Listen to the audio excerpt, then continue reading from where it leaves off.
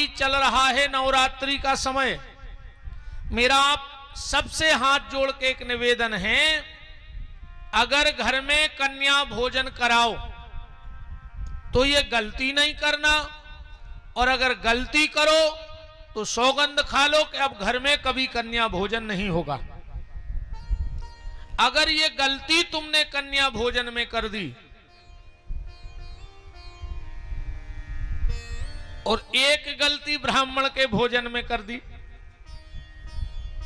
तो तुम्हें जितना पुण्य नहीं लगेगा उतना पाप लग जाएगा। कभी ब्राह्मण तुम्हारे घर में आए, उनको खड़े होके पैर मत धुलाना। उस घर से लक्ष्मी विदा होके चली जाती है। ब्राह्मण को कभी खड़े पैर नहीं धुलाना चाहिए। ब्राह्मण को आसन दो, बिठाओ और फिर उनके चरण धो। कभी भी खड़े खड़े किसी भी ब्राह्मण के चरण मत धो, वरना जितनी तुम्हारे भाग्य में भी लक्ष्मी है वो भी तुम्हारे भाग्य से दूर हो जाएगी। दूसरा, कभी भी चरण धुलाओ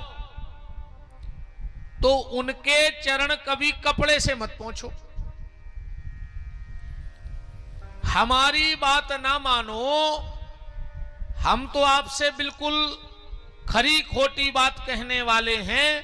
जो अनुभव कर लेते हैं वही मंच से बोला करते हैं, या जो संत सदगुरुओं से सुना है पहले हमने उसको किया है, इसके बाद फिर हमने उसको मंच से बोला है। आपके घर में अगर समस्याएं आ रही हों, बार बार समस्याएं, अपनी देहाती भाषा है कि 2 हाथ जोड़ रहे और 5 हाथ टूट रही, या और बुंदेली में समझ ले कहूं ऐसो हो कि 10 की कुतिया 20 खचुरवाई। एक आदमी ले आओ 10 की कुतिया, वह मर गई, सो फेंक वे वारे ने 20 रुपया लाए। कहूं ऐसी हालत हो रही होए, आप किसी ब्राह्मण को पूर्णिमा के पूर्णिमा अपने घर बुलाओ। ब्राह्मण भी पर सात्विक होना चाहिए, बिल्कुल सात्विक ब्राह्मण हो, पग्गा वारे ने हो। बुराई लग जाए, अब्बाई लग जाए, वो को हमें नहीं कौन खा को डर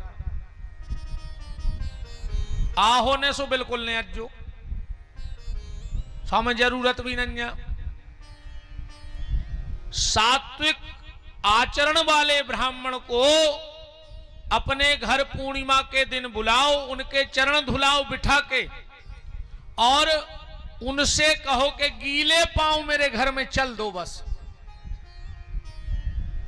जैसे जैसे उनके पांव से रिसके जल तुम्हारी जमीन में गिरेगा और तुम्हारे घर की सारी समस्याएं दूर होने लगेंगी। आप 12 पूर्णिमा ऐसा करके देख लो अपने घर में, तुम्हें लगेगा कि हां मैंने कुछ सुना था और किसी व्यास गद्दी से मुझे कुछ बताया गया था।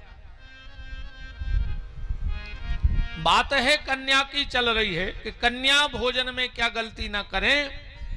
कन्या भोजन में कभी भी 9 साल से छोटी जो बिटिया हो उसमें जात पात का लेखा मत लगाना कभी भी भूल के,